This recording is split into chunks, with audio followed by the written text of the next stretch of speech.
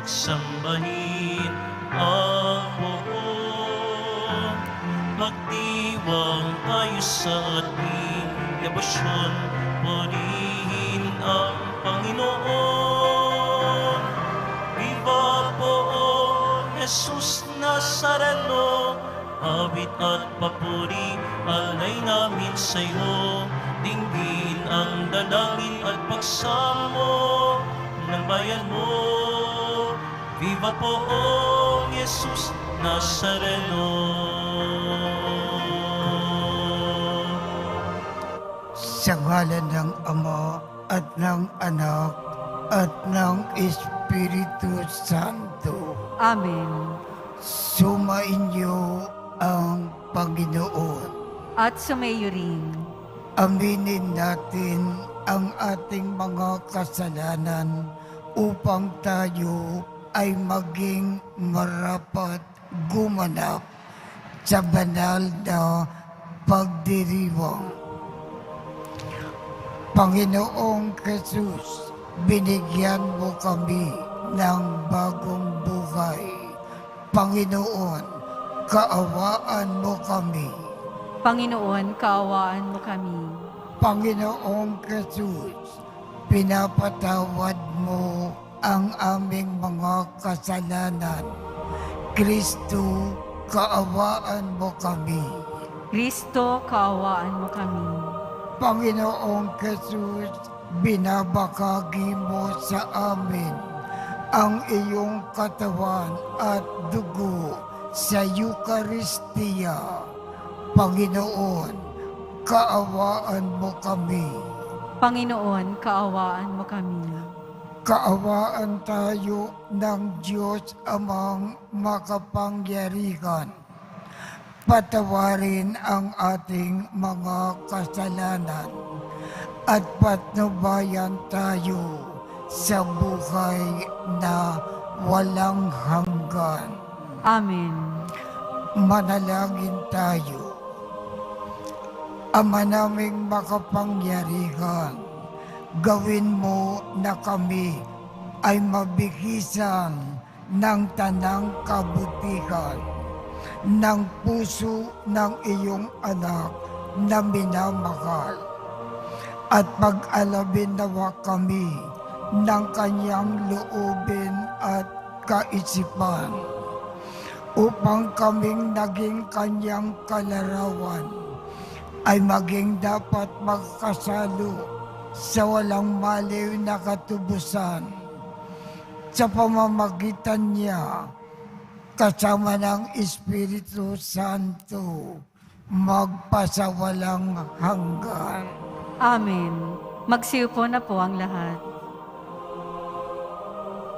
Pagbasa mula sa aklat ni Sirak. Si David ay hinirang sa lahat ng kalalakihan sa Israel, parang taba na iniwalay sa handog na inialay. Pinaglaruan lamang niya ang leon, nawari bisirong kambing, at ang mga oso, nawari maliliit na tupa. Binatilyo pa lamang siya nang patayin niya ang higante at sagipin sa kahiyan ang bayang Israel. Pinabagsak niya ang palalong si Goliat sa pamagitan ng isang bato na ibinala niya sa kanyang saltik, sapagkat nanawagan siya sa Panginoong kataas-taasan. Pinag-ibayo nito ang lakas ng kanyang bisig at napatay niya ang batikang mandirigma na kaaway, upang igalang ng mga bansa ang kapangyarihan ng kanyang bayan. Kaya't tinawag siyang ang nagwagi sa 10,000. At noong igawad sa kanya ang korona ng pagkahari, ipinagdiwang siya ng bayan sapagkat hinirang siya ng Panginoon. Nilupig niya ang mga kaaway na Pilisteo at pinasuko sila hanggang sa panahong ito. Nagpasalamat siya sa Diyos sa lahat niyang nagawa. Sa kataas-taasan at kabanal-banalan niya, iniukol ang karangalan. Humabi siya ng mga awit na nagmumula sa kaibuturan ng puso upang ipakilala ang pag-ibig niya sa may kapal. Naglagay siya ng mga awit at manunugtog upang umawit sa harap ng altar sa saling ng mga alpa. Pinaringal niya ang pagdiriwang ng mga pista at itinakda ang kanilang mga araw sa loob ng 1 taon. Ano pat o mga lingaw-ngaw sa tahanan ng Panginoon ang papuri sa kanyang banal na pangalan, mula sa pagbukang liwayway hanggang sa paglubog ng araw. Pinatawad siya ng Panginoon sa kanyang mga kasalanan at ibinigay sa kanya ang kapangyarihan magpakailanman. Iginawad sa kanya ang korona ng pagkahari at ipinangako sa kanyang angkan ang trono ng Israel.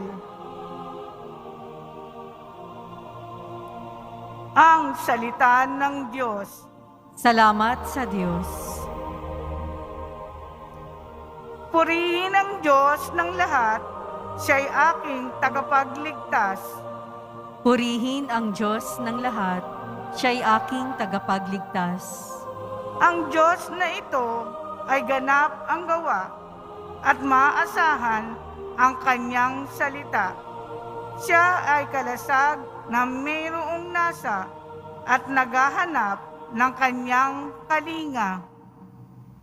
Purihin ang Diyos ng lahat, siya'y aking tagapagligtas. Panginooy buhay, siya'y tagapagligtas. Matibay kumuog, purihin ng lahat. Kaya pupurihin kita't aawitan sa lahat ng bansa nitong daigdigan. Ako ay aawit sa iyong harapan. Purihin ang Diyos ng lahat, siya'y aking tagapagligtas. Sa piniling hari, dakilang tagumpay, ang kaloob ng Diyos sa kanyang hinirang. Ang pag-ibig niya'y walang katapusan kay David at lahat niyang mga angkan. Purihin ang Diyos ng lahat, siya'y aking tagapagligtas. Magsitayo po ang lahat.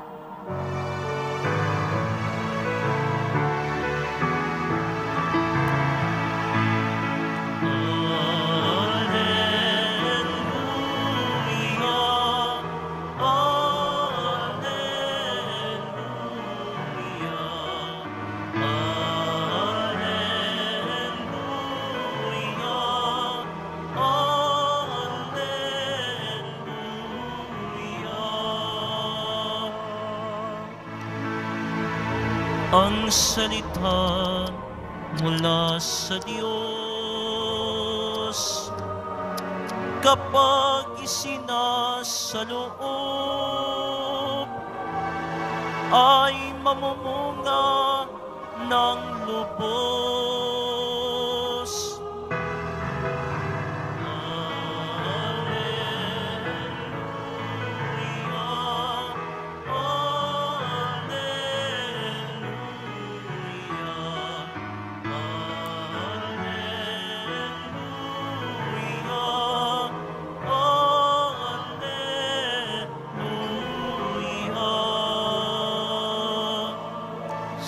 Sumainyo ang Panginoon.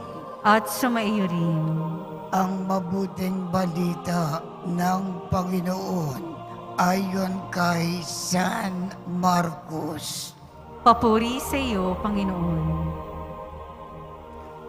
Noong panahong iyon, nakarating kay Haring Herodes ang balita tungkol kay Jesus, sapagkat bantog na ang pangalan nito.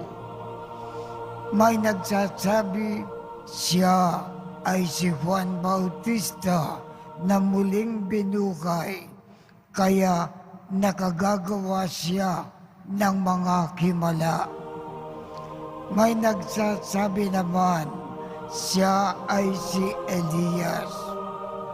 Siya'y propeta, katulad ng mga propeta noong una, anang iba pa. Sinabi naman ni Herodes nang mabalitaan niya ito, muling nabukay si Juan at pinapugutan ko. Si Herodes ang nagpahuli, nagpagapos at nagpabilanggo kay Juan dahil kay Herodias. Ang babaeng ito ay asawa ni Felipe na kapatid ni Herodes, ngunit kinakasama niya. Laging sinasabi sa kanya ni Juan, hindi matuwid na kunin ninyo ang asawa ng inyong kapatid. Kaya si Herodias ay nagkimkim ng galit kay Juan.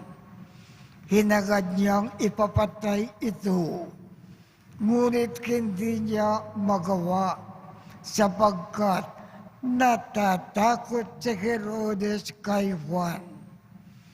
Alam niyang ito ay taong matuwid at banal, kaya't ipinagsasanggalang niya.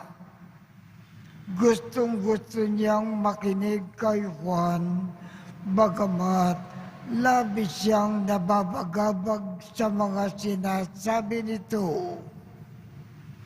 Sa wakas ay nagkaroon ng pagkakataon si Herodias nang anyayakan ni Herodes sa kanyang kaarawan ang kanyang mga kagawad, mga pinuno ng hukbo, at ang mga pangunaking mamamayan ng Galilea. Pumasok ang anak na babae ni Herodias at nagsayaw. Labis na nasiyakan si Herodes at ang mga panauhin. Kaya sinabi ng hari sa dalaga, hingin mo sa akin ang anumang ibig mo at ibibigay ko sa iyo. At naisumpa pa niyang ibibigay kahit ang kalahati ng kanyang kaharian kung ito ay hilingin. Lumabas ang dalaga at tinanong ang kanyang ina, ano ang hihilingin ko? Ang ulo ni Juan Bautista, sagot ng ina. Dali-daling nagbalik ang dalaga sa kinaroroonan ng hari. Ang ibig ko po, ibigay ninyo sa akin ngayon din sa isang pinggan ang ulo ni Juan Bautista, sabi niya. Labis na nalungkot ang hari, ngunit dahil sa kanyang sumpa na narinig ng kanyang mga panauhin, hindi niya matanggihan ang dalaga. Kaagad niyang iniutos sa isang bantay na dalhin sa kanya ang ulo ni Juan.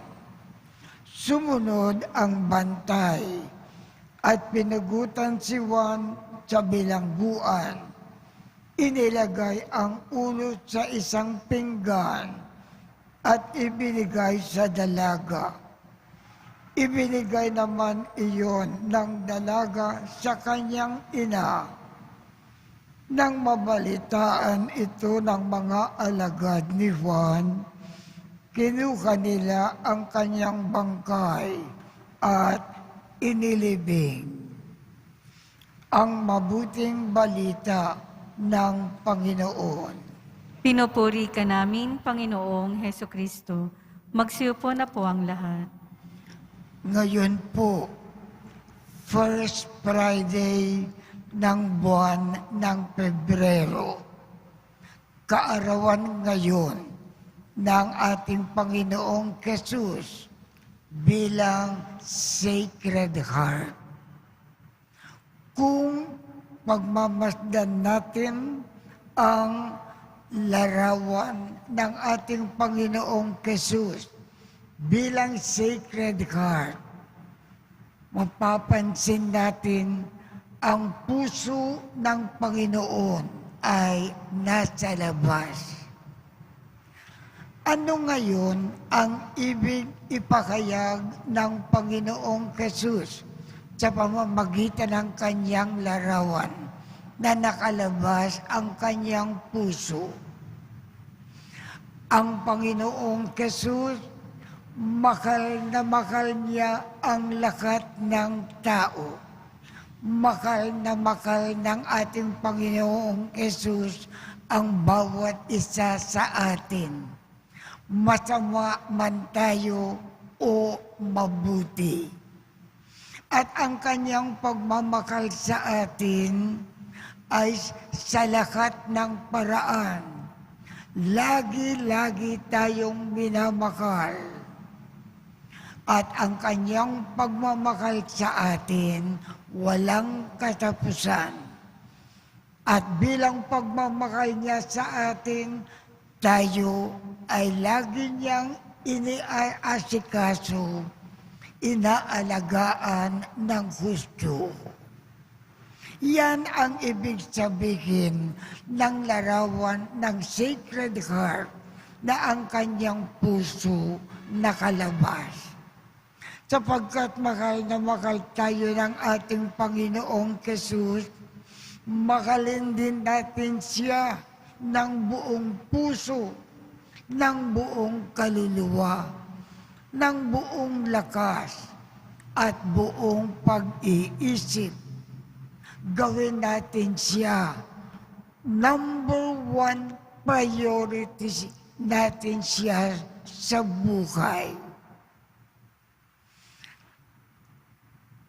At para mapatunayan natin ang ating pagmamahal sa ating Panginoong Jesus, tulad ng Panginoon, mahalin din natin ang lahat ng tao. Mahalin natin ang ating kapwa.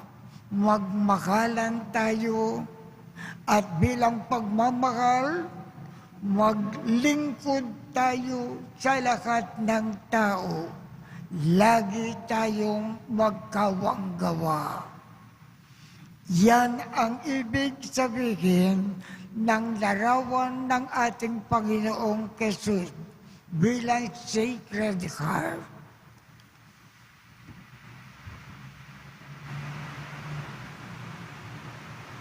Magsitayo po ang lahat.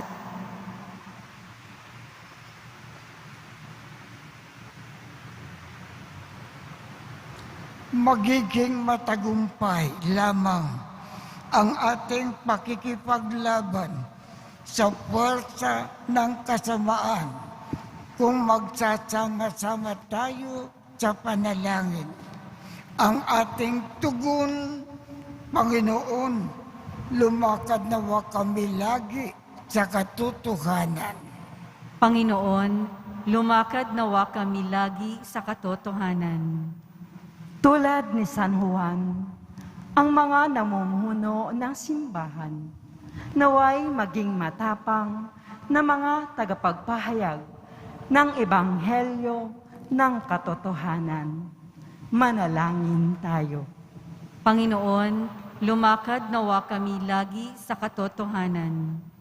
Tayong lahat naway tumulong ng buong puso sa pakikipaglaban ng simbahan sa mga madidilim na puwersa na siyang umaalipin sa tao. Manalangin tayo. Panginoon, lumakad nawa kami lagi sa katotohanan. Tayong mga Kristiyano, naway maging hayag sa pagsasalita sa ating mga alalahanin laban sa mga taong nagsasamantala at sa mga sinasamantala. Manalangin tayo. Panginoon, lumakad nawa kami lagi sa katotohanan. Ang mga biktima ng operasyon naway magtamo ng katarungan, kalayaan at kapayapaan. Manalangin tayo. Panginoon, lumakad nawa kami lagi sa katotohanan. Makalangit na Ama, hindi nagbabago o kumukupas ang iyong pag-ibig sa amin. Bigyan mo kami ng katapangan na manakan sa iyong presensya sa lakat ng araw. Kinikiling namin ito sa pamamagitan ni Kristo na aming Panginoon. Amen. Magsiupo na po ang lahat.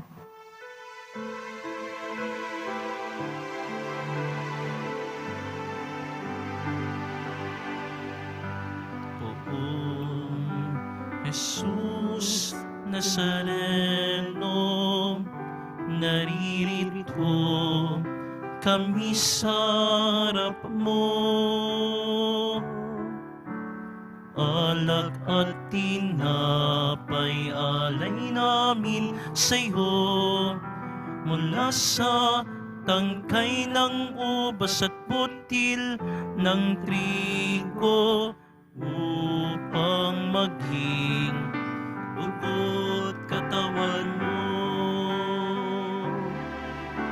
Jesus Nazareno, alak at tinapay sa tanan ay nagbibigay buhay, biyayang kaloob mo ay aming inaalay, aming hiling pagpapalat, buhay na dalisay. Magsitayo po ang lahat. Manalangin kayo upang ang pag-aakin natin ay kalugdan ng Diyos Amang makapangyarihan. Tanggapin nawa ng Panginoon itong paghahain sa iyong mga kamay, sa kapurihan niya at karangalan, sa ating kapakinabangan at sa buong sambayanan niyang banal. Ama naming lumikha, ikaw ay puspos ng awa at pag-ibig sa tanan.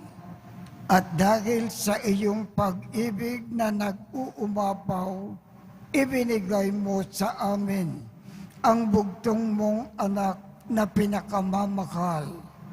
Ipagkaloob mo na kami ay makaisa niyang lubusan upang ang pagsamba sa iyo ay marapat naming maialay sa pamamagitan niya kasama ng Espiritu Santo magpasawalang hanggan. Amen. Sumainyo ang Panginoon. At sumayo rin. Itaat sa Diyos ang inyong puso at diwa. Itinaas na namin sa Panginoon. Pasalamatan natin ang Panginoong ating Diyos. Marapat na siya ay pasalamatan. Ama naming makapangyarihan, tunay ngang marapat na ikaw ay aming pasalamatan sa pamamagitan ni Jesu Kristo na aming Panginoon. Dakilang pag-ibig niya ang nagbunsod na mag-akin ng sarili nang kami ay matubos. Kaya't itinampok siyang nakabayubay sa krus. Mula sa kanyang tagilirang sinibat, dugo at tubig ay masaganang dumanak. Kaya't sambayan mo ay dito na banaag. Ito ang sangkataukan na naakit sa puso ng iyong anak na sumasagip sa mga dumudulog sa batis ng kanyang pag-ibig. Kaya kaisa ng mga anghel na nagsisiawit ng papuri sa iyo nang walang kumpay sa kalangitan, kami ay nagbubunyi sa iyong kadakilaan.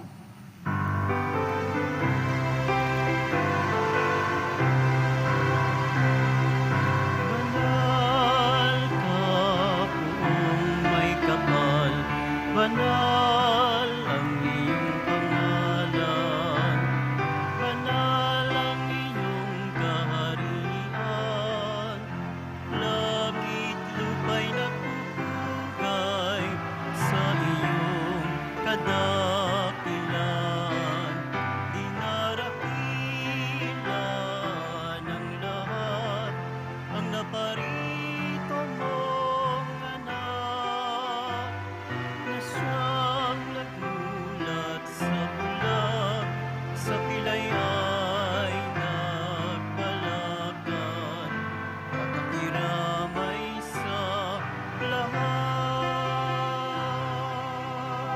Magsiluhod po ang lahat. Ama naming banal, ikaw ang bukal ng tanang kabanalan. Kaya't sa pamamagitan ng iyong Espiritu, gawin mong banal ang mga kaloob na ito upang para sa amin ay maging katawan at dugo ng aming Panginoong Jesucristo. Bago niya pinagtiis ang kusang loob na maging handog, hinawakan niya ang tinapay, pinasalamatan kanya, pinaghati-hati niya iyon, iniabot sa kanyang mga alagad at sinabi, "Tanggapin ninyong lakat ito at kanin. Ito ang aking katawan na ikakandog para sa inyo."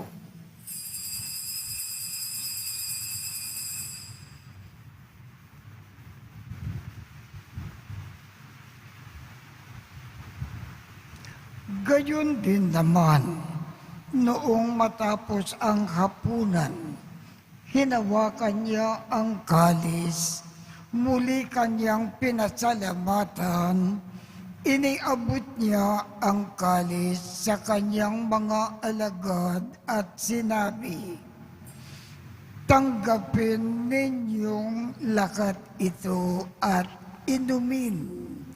Ito ang kalis ng aking dugo, ng bago at walang hanggang tipan, ang aking dugo na ibubuhos para sa inyo at para sa lahat sa ikapagpapatawad ng mga kasalanan.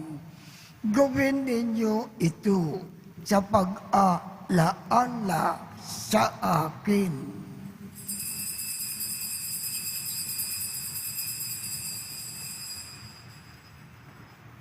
Magsitayo po ang lahat.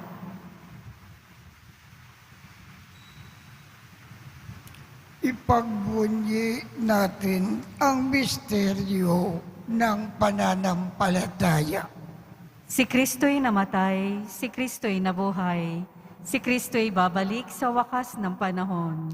Ama, ginagawa namin ngayon ang pag-aalala sa pagkamatay at muling pagkabuhay ng iyong anak.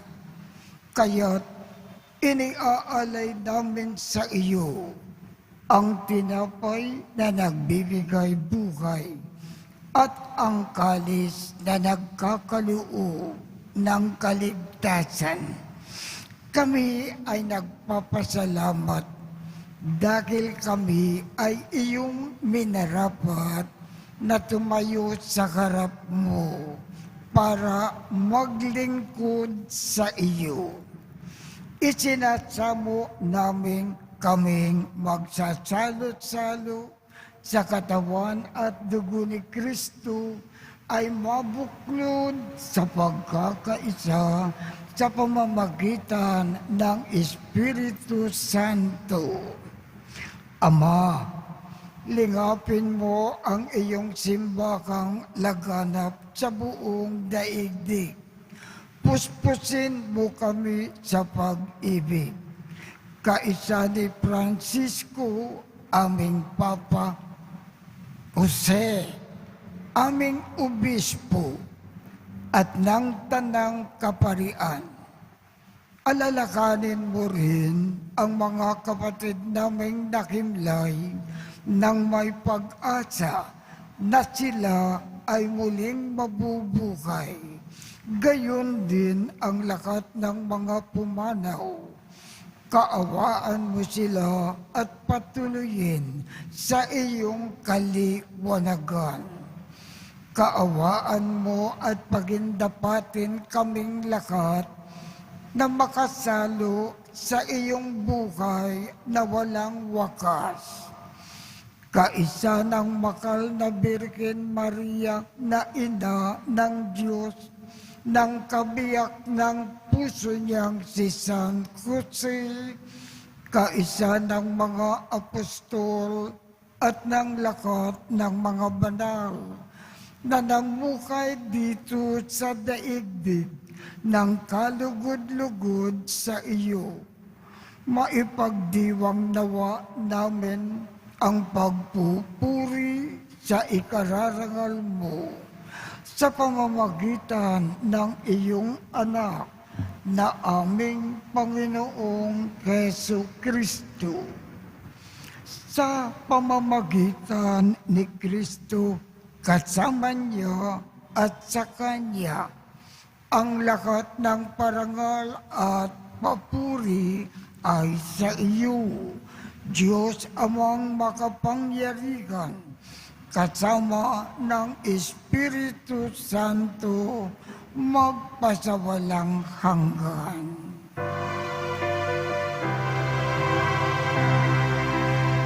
Amen, amen,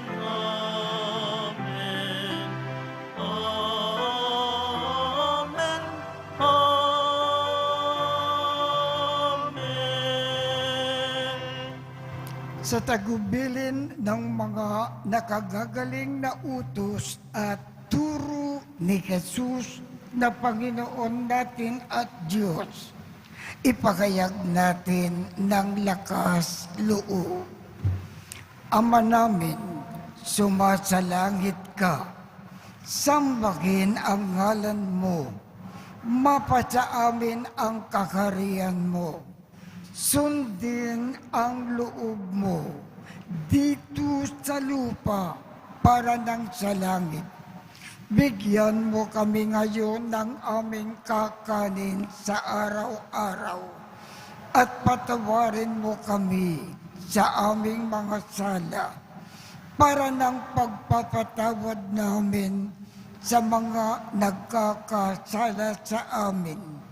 At huwag mo kaming ipahintulot sa tukso at iadya mo kami sa lahat ng masama. Hinihiling namin, Ama, iadya mo kami sa lahat ng masama. Pagkalooban kami ng kapayapaan sa araw-araw.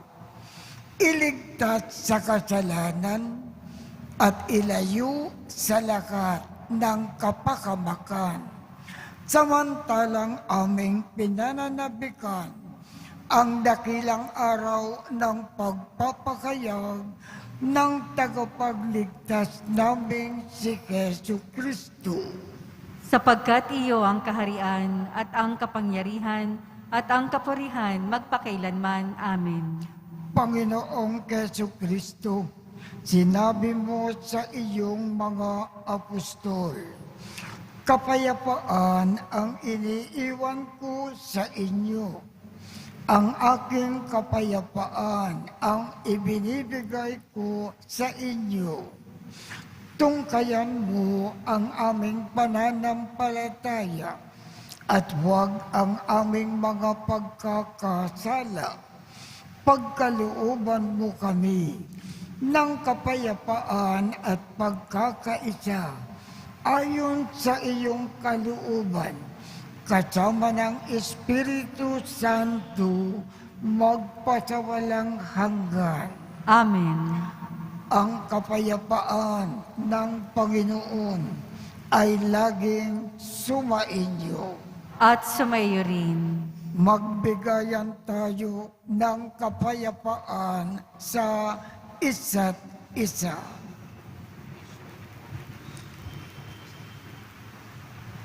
Kordero ng Diyos na nag-aalis ng mga kasalanan ng sanlibutan, maawa ka sa amin.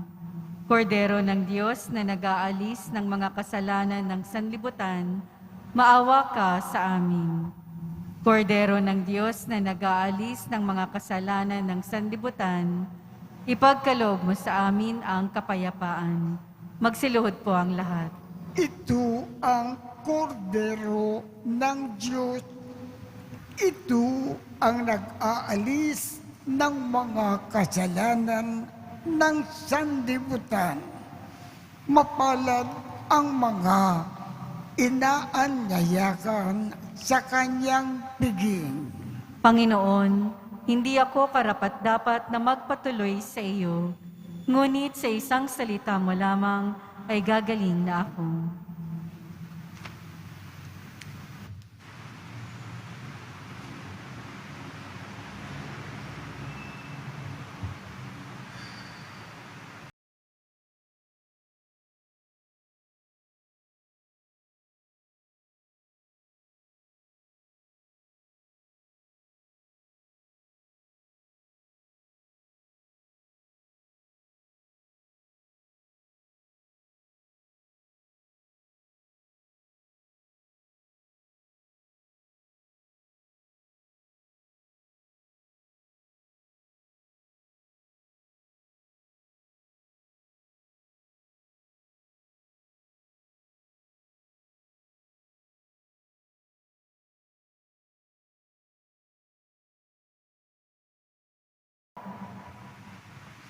Manalangin tayo. Ama naming mapagmahal, kaming nagsalo-salo sa iyong piging ng pag-ibig na banal, ay nagmamakaawang iyong pagbigyan upang si Kristo ay makalarawan sa lupang ibabaw at maging marapat na makatambal siya sa kalangitan. Sa pamamagitan niya, kasama ng Espiritu Santo, magpasawalang hanggan. Amen. Sumainyo ang Panginoon. At sumayo rin. Kaawaan kayo ng Diyos at gawaran niya ng pagbabasbas ang inyong mga larawan, mga dasalan at mga ibang religious articles upang makatulong sa inyong kasalukuyang buhay sa ikauunlad sa paggawa ng kabutihan upang makamit ninyo ang ligaya sa kalangitan sa pamamagitan ni Jesucristo kasama ng Espiritu Santo, magpasawalang hanggan. Amen. Sumainyo ang Panginoon At sumayo rin. at magpalain kayong lahat ng makapangyarihang Diyos, Ama, Anak, at Espiritu Santo. Amen. Tapos na po ang misa. Humayo tayong mapayapa. Salamat sa Diyos.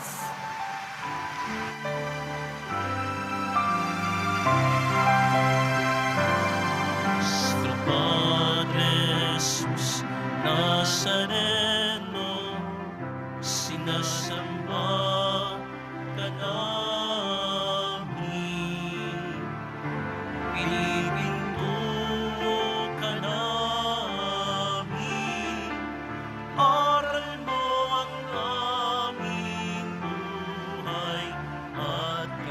kaligtasan. Nuestro Padre Jesus Nazareno, iligtas mo kami sa kasalanan. Ang krus mong kinamatayan ay sagisag ng aming kaligtasan.